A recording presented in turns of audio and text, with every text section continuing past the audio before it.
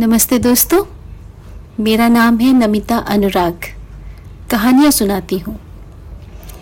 जिंदगी के आसपास बिखरी कहीं अनकहीं बातों और घटनाओं को मैं अपनी छोटी छोटी कहानियों में पिरोती हूँ और आपको सुनाती हूँ अपनी ही आवाज़ में। आज फिर हमारी ज़िंदगी के आसपास ही बिखरी हुई एक ऐसी ही घटना, एक ऐसी ही शख्सियत के ऊपर कहानी लेकर आई हूँ। नाम है चाची साहिब। आइए सुनते हैं। हम तुम्हारे चच्चा नहीं हैं, समझे ना। हम हैं चाची साहिब। हमारे सामने ज्यादा जबान चलाने की हिम्मत ना करना, वरना लपड़ियाए के चमड़ी उधेड़ डालेंगे, समझे। और इसके साथ ही वास्तव में सामने वाले को 3-4 लपड़ जड़ दिए जाते थे और वो बेचारा अपना कान सहलाता रह जाता था। इन खूबसूरत, मन को मोह लेने वाले शब्द पुष्पों की हर एक पर बिना खौफ वर्षा करने वाली थी हमारी छोटी चच्ची, जिन्हें हम सब कहते थे चाची साहिब। चाची साहिब का असल नाम तो था निर्मला। वैसे निर्मला का अर्थ होता है निर्मल मन वाली और सहृदय, पर चाची साहिब का निर्मलता से अधिक नाता नहीं था। हम सभी भाई बहन बचपन से ही उनके लिए सिर्फ चाची साहिब का ही उद्बोधन सुनते आए थे। धीरे धीरे हवेली के नौकर चाकर और बाहर के लोग भी उन्हें इसी नाम से बुलाने लगे थे। यहाँ तक कि बचपन से ही हमने दादा साहेब, पिताजी, माँ आदि यानी घर के सभी बड़ों को भी तुम्हारी चाची साहिब के नाम से ही बात करते हुए सुना था। अवधेश प्रकाश नारायण यानी हमारे दादाजी, जिन्हें हम दादा साहिब कहते थे, कि पुश्तैनी हवेली जमुना माई निवास हमारे शहर की शान थी। इस हवेली का नाम दादाजी ने अपनी स्वर्गीय पत्नी यानी हमारी दादी जी के नाम जमुना देवी के ऊपर रखा था। यह हवेली अपने आप में ही उस छोटे से शहर का एक बड़ा नाम थी। धीरे धीरे समय के साथ इसका नाम जमुना माई निवास से छोटा होकर सिर्फ जमुना माई ही रह गया था। बोलचाल की भाषा में लोग इसका नाम इसी तरह से लेते थे कि जरा जमुना माई तक जा रहे हैं, चलना है।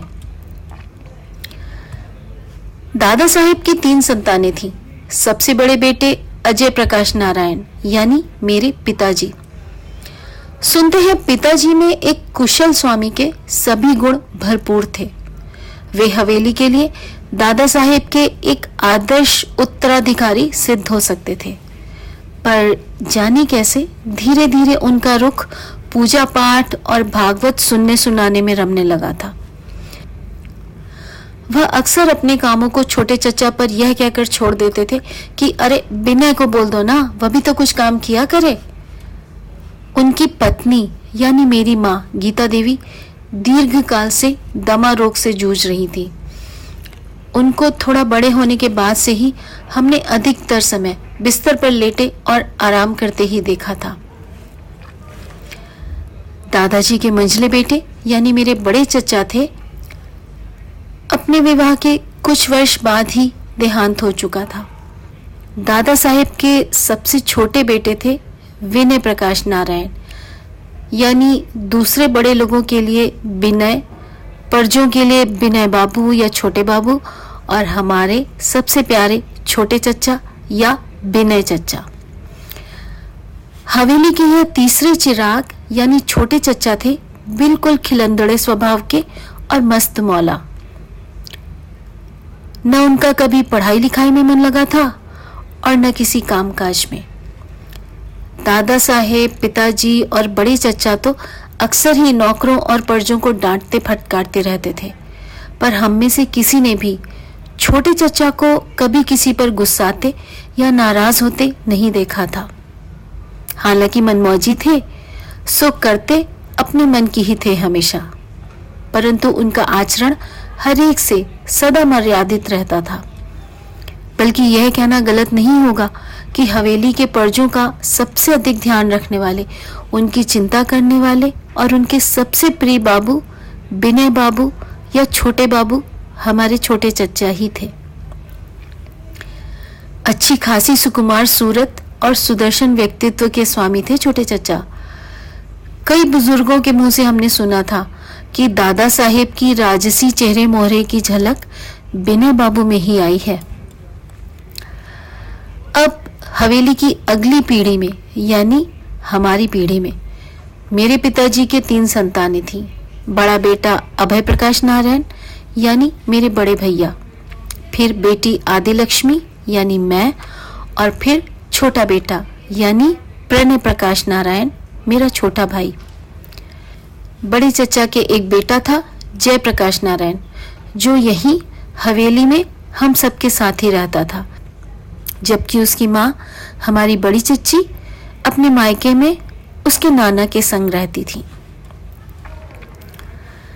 ये बात उस दौर की है जब हमारा छोटा सा शहर भी एक ओर तो कुछ हद तक आधुनिकता का जामा पहन चुका था और दूसरी ओर अपने प्राचीन संस्कारों को भी पूरी तरह से उतार कर नहीं फेंक पाया था।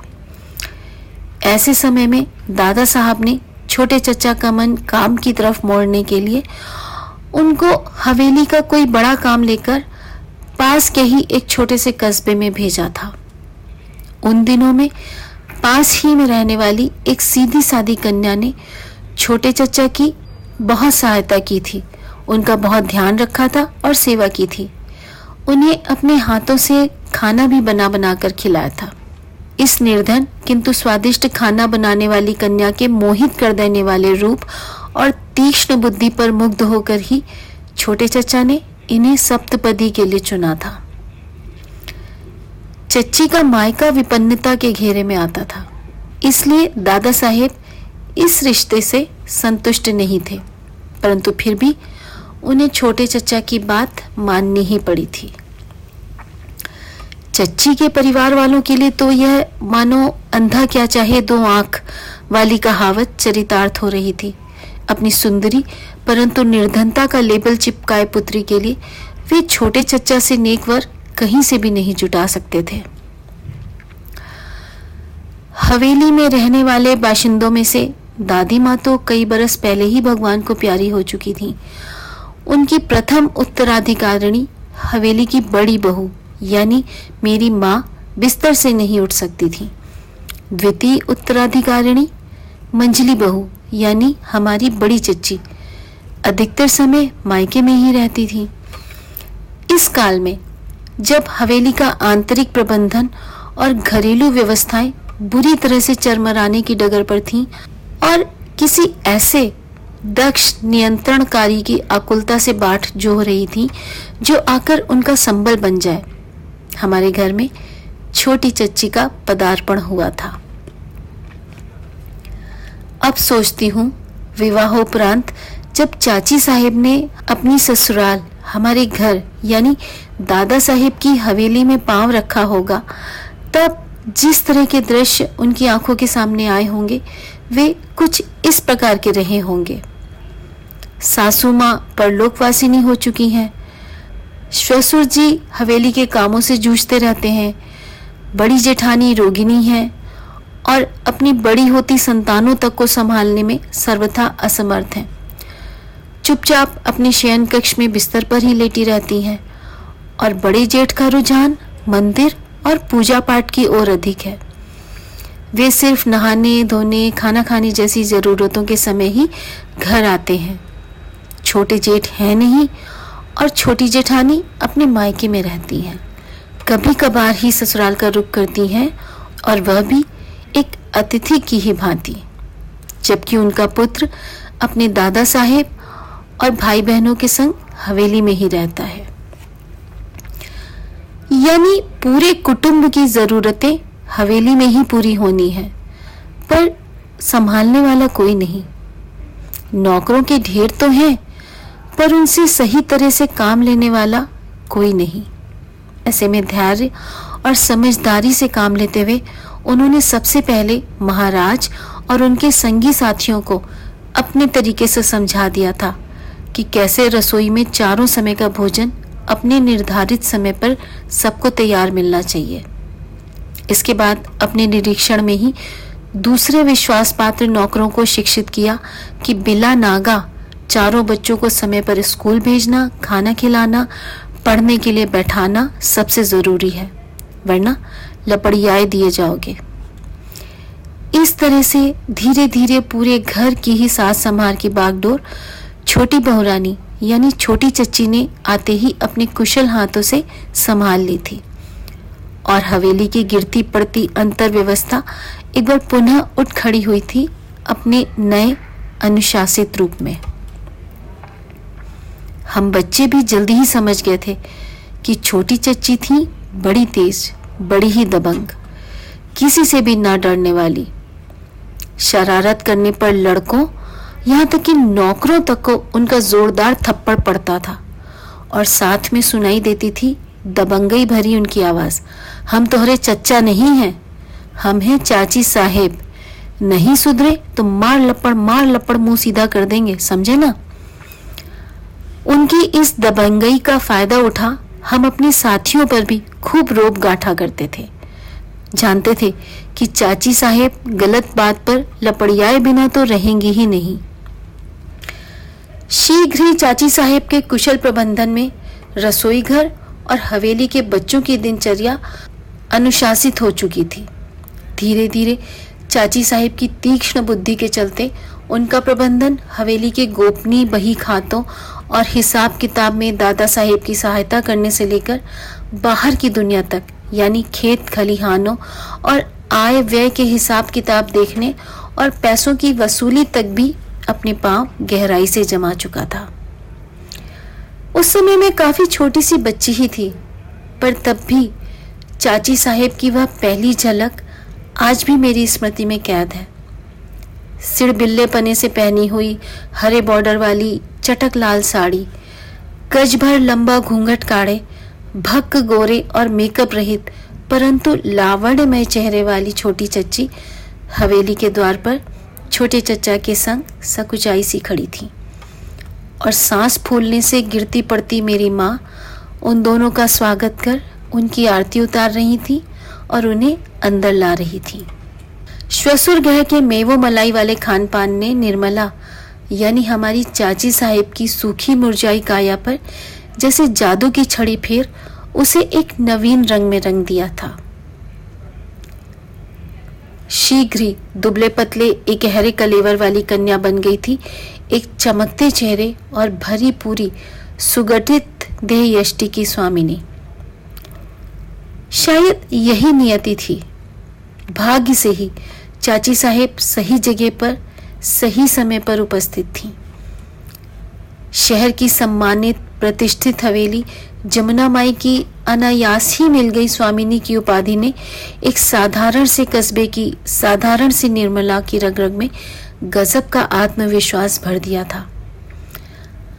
बाह्य आवरण पूरी तरह से बदल जाने के साथ साथ भीतरी कलेवर भी एक नई सी रोशनी में धुल पूंछकर चमक उठा था, जैसे एक नए ही चरित्र का गठन हो चुका था चाची साहिब की सूरत में।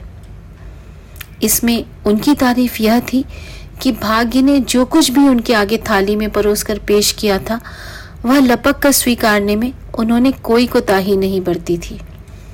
अपनी शक्तियों को पहचान अपनी पारी सावधानी से खेलते हुए उन्होंने अपने तौर तरीकों, पहनावे, पढ़ाई लिखाई, भाषा हर चीज पर कठिन श्रम किया था। कुछ समय बाद उन्होंने स्वयं शुरुआत करवाई थी एक नई प्रथा की, यानी दादा साहेब की भांति अपने नाम के आगे भी साहेब लगवाने की। बच्चों से शुरू होकर धीरे धीरे बाहर के और दूर दराज के लोग भी उन्हें चाची साहेब के नाम से ही संबोधित करने लगे थे। इस खानदानी संबोधन चाची साहेब को उन्होंने कमाया था और इसे पाने के लिए कड़ी मेहनत करके स्वयं को इस उपाधि के योग्य बनाया था। पुरानी निर्मला स्वयं भी नहीं समझ पाती थी कि उसके अंतस के किस कोने में छुपी थी नारी सौंदर्य की ऐसी अनुपम व कलात्मक सुरुचि जो अब इस तरह से आकार ले रही थी। एक से एक बढ़िया साड़ियां उसकी विशालकाय अलमारी की शोभा बढ़ाती थी। बनारसी, मूंगा सिल्क, पटोला, पैठणी, कांजीवरम, काथा, चंदेरी, न जाने किस किस प्रांत की चुनिंदा साड़ियां अलग अलग रंगों और डिजाइनों में सजी थी वहां। और हो भी क्यों ना, चतुर चालाक दुकानदार उसके इस साड़ी प्रेम को कब का भांप चुके थे। इसी से दुकान में नया माल आते ही चेहरे पर चौड़ी मुस्कान सजाए स्वयमेव हवेली के द्वार पर प्रकट हो जाते थे। अंदर आते ही हवेली की बड़ी सी बैठक के दीवान पर अपने साथ लाए माल की छोटी सी दुकान सजा वह अग्रवाल दुकानदार एक एक साड़ी के पल्ले के कोने को अपने बाएं हाथ के अंगूठे और छंगोलिया से पकड़ ऐसी नजाकत से खोलता था मानो चांदी के वर्क का कागज खोल रहा हो, जो जरा सा जोर पड़ते ही टूट जाएगा। क्यों अग्रवाल जी, एक भी ढंग की साड़ी नहीं लाए इस बार, क्या खरीदूं मैं? अरे आप भी चाची साहेब, क्या आपकी खालिस पसंद को जानता नहीं मैं? हल्की चीज कभी पसंद आई है आपको? ठहरिए, और छोटू जरा दिखा तो चाची साहब को बांध के। आदेश की प्रतीक्षा में बैठा आयु के इस पड़ाव पर लंबाई पकड़ता 16 वर्षीय छोटू तत्परता से अपनी पतली नाजुक कमर पर नाड़ा बांध फुर्तीली उंगलियों से सुघड़ प्लीटे बैठा, आंचल कंधे पर लहरा, एक पैर टेढ़ा कर ऐसी बाकी अदा से खड़ा हो जाता कि महानगरों की मॉडलें भी उसके आगे पानी भरे। चाची साहब की आंखों में एक चमक सी कौंध जाती, पर बड़ी दक्षता से उसे छुपा उदासीन भाव से उधर देख कहती, चलो अब ले ही आए हो तो चलो ये नारंगी बनारसी और पीली वाली कांजीवरम रख दो, चलो ये चंदेरी भी रख दो, पर हाँ 10,000 से 1 रुपया भी अधिक नहीं दूंगी मैं। अच्छा सुनो, उन्हें ध्यान आ जाता अपनी बड़ी जेठानी का, वो वाली दोनों और बांध दो जीजी के लिए। जानती थी चाची साहब कि बिस्तर पर निढाल पड़ी जीजी कितनी साड़ियां पहनेंगी, आएंगी तो देर से वेर वे साड़ियां भी उन्हीं के ही पास। मोटी कमाई के मद में चूर अग्रवाल दुकानदार खीसे निपोड़ता वहां से निकल लेता। इसी तरह की कहानियां होती सुनार, मनिहारिन और श्रृंगार पिटारी वालों की भी। याददाश्त तीव्र थी उनकी। टीवी में दिखने वाली गरिमा में महिलाओं की साज सज्जा और मेकअप के ढंग का पूरा खाका ही सयत्न अपने दिमाग में खींच लेती थी। बस उन्हीं तौर तरीकों को अपनाकर चाची साहब की स्वयं की साज सज्जा भी अब तक खासी परिष्कृत और गरिमामय हो चुकी थी।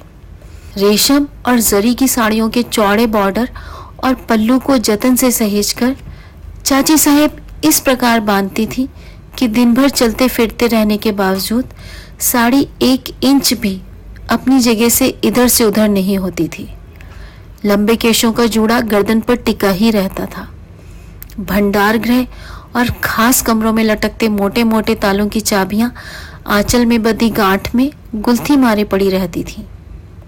इस शालीन सौंदर्य की प्रतिमूर्ति सी चाची साहब को देखने वाला कुछ पल तक उनकी ओर देखते रहने को बाध्य हो ही जाता था, और बस उसी पल से ही उन गहरे नैनों की डोर से बंधा आगंतुक उनके हर सवाल का एक ही जवाब दे पाता था, जी चाची साहब, जैसा आप ठीक समझें।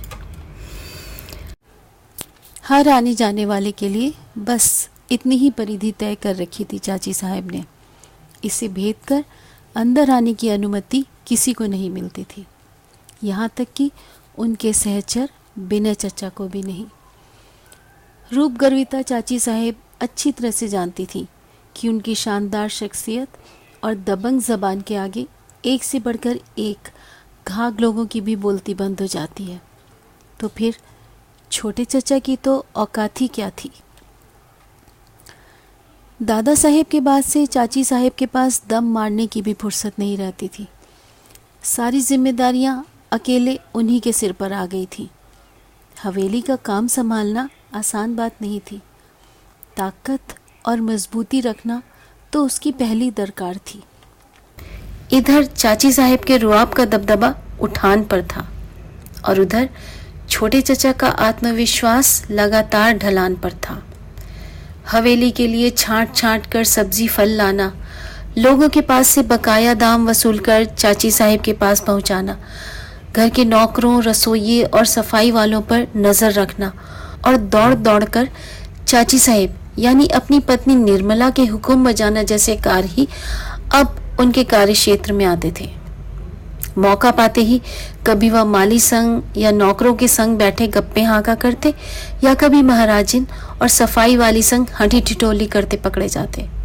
फिर चाची साहिब की 4 बातें सुनते, लेकिन कुछ ही देर बाद फिर वही ढाक की 3 बात। इसके अलावा खाली समय में चच्चा अक्सर चाची साहिब की निगाहों से बचकर हवेली के पिछवाड़े की तरफ बैट बॉल लेकर भैया लोगों संग क्रिकेट भी खेला करते थे। ये मैच विराम तभी पाते थे जब चाची साहिब के भेजे गुप्तचर उन्हें वहां से घर ले आने के लिए प्रकट हो जाते थे।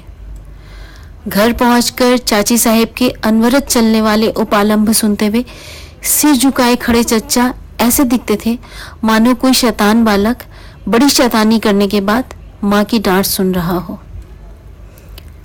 इतने बड़े हो गए हैं, यह नहीं कि घर की जिम्मेदारियों में कुछ हाथ बटाया करें। मैं अकेली क्या क्या देखूं, बस बच्चों संग बच्चा बने रहते हैं। तब तक उन्हें हमारी उपस्थिति का भान हो आता और उनकी वही प्रिय शब्द वर्षा शुरू हो जाती। तुम लोगों के हम चच्चा नहीं हैं, समझे ना, हम हैं चाची साहेब। अभी भी सुधर जाओ वरना दे लपड़। कुछ ही देर बाद चाची साहेब को किसी न किसी काम में उलझना पड़ जाता और चच्चा मौका देख वहां से खिसक लेते।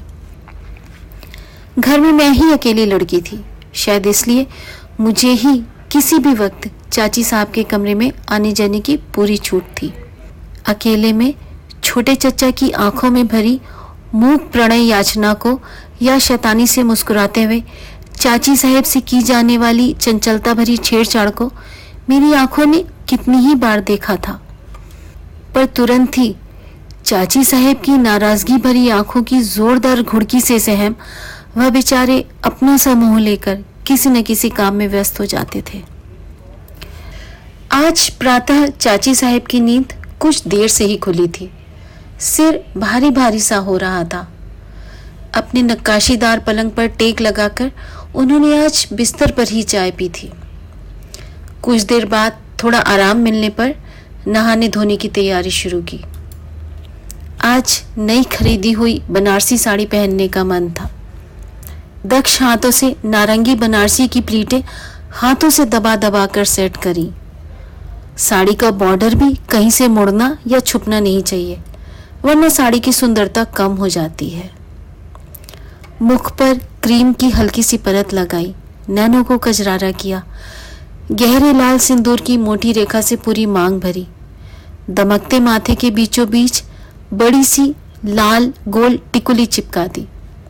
दर्पण में अपनी छवि देखते हुए चाची साहेब स्वयं पर ही मुग्ध हो उठी थी। नित्य की भांति कमरे से बाहर निकलने से पहले अपने दिमाग में आज के कामों की रूपरेखा दोहराई और साड़ी का आंचल हल्का से जूड़े पर टिका आगे लाते हुए चाची साहब कमरे से बाहर आ गई। रोज का ही दृश्य था। रसोइया, जमादार, माली सब अपने अपने काम पर लगे थे। चाय नाश्ता किया और बस शुरुआत हो गई थी उनके एक नए बेहद व्यस्त दिन की। मुंशी जी से जरूरी मशवरा कर उन्हें समझाया कि विनय बाबू द्वारा किस किस घर से बकाया पैसे मंगवाने हैं। आज स्वर्गीय श्वशुर जी की पुण्यतिथि थी तो वृद्धाश्रम में खाना और गरम कंबल भिजवाने थे। हलवाई बाहर खड़ा उनकी प्रतीक्षा कर रहा था। उसे बुला भेजा। क्या खाना बनेगा उसे समझाया। कैसे क्या क्या सामान वृद्धाश्रम भेजा जाएगा यह सब रामदीन को समझाया। माली को बगीचे की सही तरीके से देखभाल न करने के लिए डांट लगाई। इसके बाद जीप में बैठ दूर तक जाकर अपने खेतों का दौरा किया। गांव की कुछ महिलाओं के टुकड़े सुने।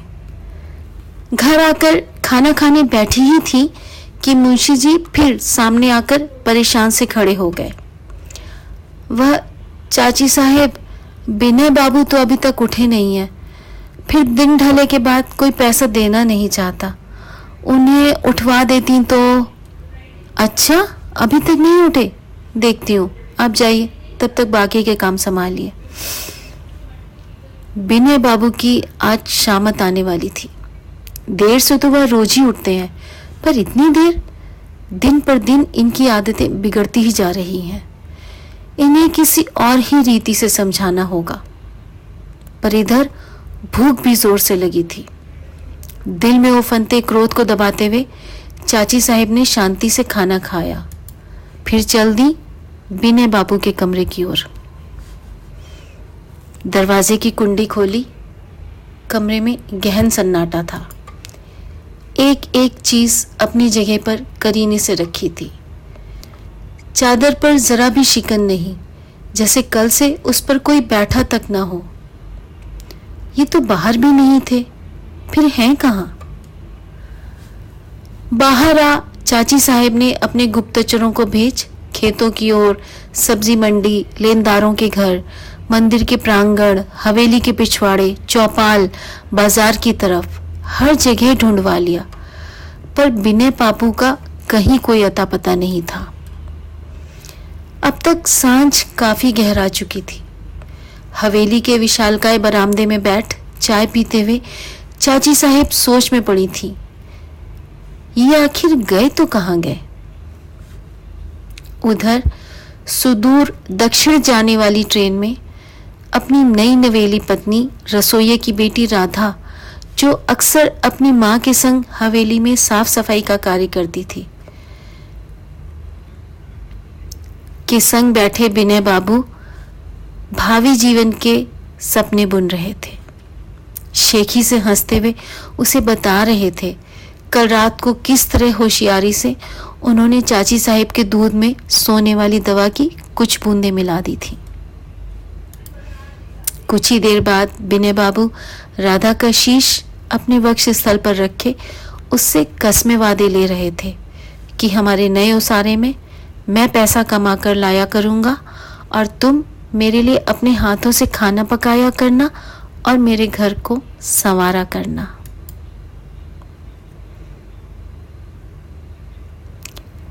दोस्तों, ये कहानी बस इतनी ही। फिर मिलेंगे एक नई कही अनकही लेकर। आप सब स्वस्थ रहें, खुश रहें। धन्यवाद।